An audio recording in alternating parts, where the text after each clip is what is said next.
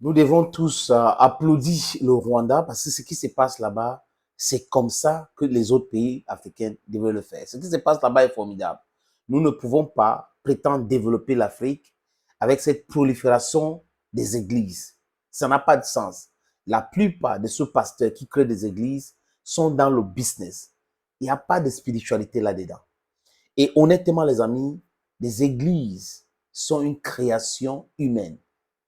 La religion est une création humaine. La spiritualité est totalement différente.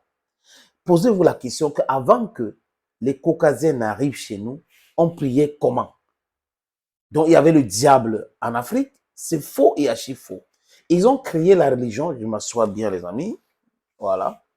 Ils ont créé la religion pour pouvoir manipuler les Africains pour mieux les piller. C'est de ça qu'il est question. Nous devons comprendre ces choses-là. Mais certaines personnes n'ont pas compris. Vous ne pouvez pas prétendre chercher à développer votre famille, votre quartier, votre pays ou votre environnement immédiat en priant matin, midi et soir. La prière ne développe pas un pays. La prière ne donne pas la nourriture à vos enfants. Non, ce qui donne la nourriture à vos enfants, ce qui développe un pays, c'est votre cerveau. Vous vous levez, vous faites quelque chose en action. Et si vous n'êtes pas en action, vous ne pouvez rien développer. Action speaks louder than words. C'est ce qu'on dit, les amis. Donc, au Rwanda, on a bien compris. Vous avez les églises qui sont insonorisées. Vous avez les églises qui ne le sont pas. Et vous, c'est-à-dire que vous êtes dans un quartier, par exemple, les amis, où les gens prient. Tout le quartier est au courant qu'ils sont en train de prier. Ils sont en train de chanter dans les églises. Tout le quartier est au courant. Donc, ils perturbent tout le monde. Vous êtes en train de dormir. C'est à l'heure là qu'ils choisissent de prier et tout. Ils chantent, ils disent qu'ils sont en train de cast demons and all that. Et ça fait rire. Et ceux qui le suivent, ces pasteurs de charlatans-là, pour la plupart, sont pauvres pendant que les pasteurs sont riches. They are paying their tithes, 10%. Ils vont vous sortir la Bible qu'il faut payer ceci, il faut faire cela. Et ils sont en train de s'enrichir. Pendant ce temps, vous êtes pauvres, hyper pauvres, les amis. Ouvrez bien vos yeux et vos oreilles pour écouter ce que je suis en train de vous dire. La religion est une création humaine. Les amis, je vais vous donner quelques chiffres que j'ai notés ici. Il y a le hindouisme pratiqué où? En Inde. 1,160 milliard de personnes pratiquent l'hindouisme à travers le monde. Le bouddhisme est pratiqué par 507 millions de personnes. L'islam est pratiqué par 2 milliards de personnes. Le christianisme est pratiqué par 2,5 milliards de personnes. Ça, c'est la religion la plus répandue dans le monde, le christianisme. Ça pousse certains chrétiens à penser que Dieu est avec les chrétiens et pas avec les autres, et que Jésus-Christ appartient aux chrétiens et pas les autres. Il devrait savoir que Jésus-Christ n'a jamais, je répète, jamais été chrétien. Jésus n'a jamais été chrétien. Et Dieu n'a jamais choisi un peuple, parce qu'il y a un peuple choisi, le peuple de Dieu. C'est faux et archi faux. Ça, c'est la création humaine. Travaille la mentalité des gens pour qu'on puisse, qu'il y a la terre promise quelque part. Ça n'existe pas, les amis. Ne vous faites pas flouer par certaines personnes qui racontent des boubas à longueur de journée. Vous avez le judaïsme. Le judaïsme est pratiqué en Israël. 14,7 millions de personnes pratiquent cela. Et c'est là la terre promise pour certaines personnes. Et là, en Israël, les amis, ils ne croient même pas à Jésus. Pour eux, Jésus a existé, mais ce n'est pas le Messie. Jésus n'est pas le Messie. Quand il veut prier, prie directement à Dieu. Mais nous, on chemine notre prière en tant que chrétiens à Jésus-Christ et non. Il faut arrêter avec cela, les amis. On n'est pas dupes. À chaque fois qu'on vous demande de croire en quelque chose, ça veut dire quoi? Cette chose-là, vous ne pouvez pas la toucher du doigt. Donc, ce n'est pas palpable. Il faut croire. Vous croyez que ça existe. Et ça, c'est l'imagination. Et voilà comment ils ont réussi à mobilier le peuple africain dans quelque chose, les amis, qui est terrible, qui nous retarde dans notre développement.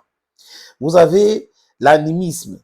430 millions de personnes pratiquent l'animisme dans le monde. Vous avez le sikhisme. Le sikhisme est pratiqué par 27,7 millions de personnes dans le monde. Les amis, tout ce pays-là, où les grands pays ont leur religions créées. Le sikhisme, le bouddhisme, le hindouisme, le shintoïsme au Japon, le judaïsme en Israël, ils ont créé cela. Et pour les chrétiens, les pays qui se disent chrétiens, chaque pays a créé sa part d'église ou son mouvement. Les catholiques sont en Europe, l'Anglican est en Angleterre, Basel est en Suisse, vous avez les témoins de Jéhovah aux États-Unis d'Amérique. Et nous, Africains, on a quoi là-dedans? Il y a un foutu. C'est-à-dire que tout cela, c'est ici en Afrique chez nous. On a ceci, on a cela, on a tout cela. Vous pensez qu'on peut se développer en étant éparpillé comme ça? Et quand on observe ces soi-disant intellectuels, qu'est-ce qu'ils font pour pouvoir sauver le peuple africain dans cette histoire, les amis? Qu'est-ce qu'ils font? Je vous suggère, les amis, avant de continuer de regarder cette petite vidéo, c'est une opportunité en or que je vais vous proposer. C'est ici à Douala. Vous pouvez venir investir 560 mètres carrés à vendre à Bonapriso, en plein carrefour à Bonapriso. Je vous suggère donc de regarder, les amis. L'opportunité, oui, c'est l'opportunité de vie pour certaines personnes. D'autres qui veulent investir et cherchent du terrain à Bonapriso ou à Bonanjo, les amis souvent ont des difficultés et je vais trouver ça où, est-ce que c'est fiable, est-ce qu'il y a les documents nécessaires, il y a les titres fonciers. Les gens se posent ces questions-là. Les amis, voilà une opportunité que nous vous présentons. Le propriétaire de cet terrain nous a contactés et on a donc décidé de vous proposer cela. Si vous êtes dans la diaspora, vous êtes en Afrique, vous êtes au Cameroun pour être précis, les amis, et que vous cherchez à investir sur l'immobilier, vous voulez construire l'hôtel, vous voulez construire un centre commercial, voilà donc l'opportunité. Ce terrain se trouve à Bonapriso. À Bonapriso, et c'est bien placé, c'est en route dans un grand carrefour, comme vous pouvez le constater. Tous les documents, je dis tous les documents sont là. Il n'y a pas que non, on va aller chez non, non, non, non. Le titre foncier est là. Donc, si vous êtes intéressés, les amis, contactez-moi à travers le numéro qui s'affiche ou les numéros qui s'affichent à l'écran là. Et ça sera chose facile, facile de chez facile. Et on va aller vous montrer le terrain en question. Vous allez voir vous-même, peut-être avec les avocats, ça dépend de vous. Et après, nous allons discuter. On va discuter de tout, les prix sont discutables, les amis. Donc, contactez-moi si vous voulez investir à Bonapriso et que vous étiez en train de chercher le terrain. Voilà donc une opportunité en or pour vous.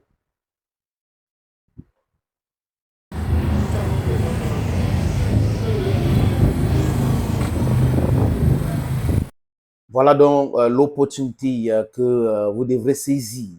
Donc, je vous attends, les amis, sur 680 87 37 37. Vous pouvez appeler ce numéro ou envoyer un WhatsApp à travers ce numéro 680 87 37 37. Maintenant, le 6 96 17 60 34, c'est uniquement pour les appels. Il n'y a pas WhatsApp sur ce numéro de téléphone. Les amis, vous voyez donc que quand je dis que la religion est une création humaine, vous devrez comprendre. Vous devrez comprendre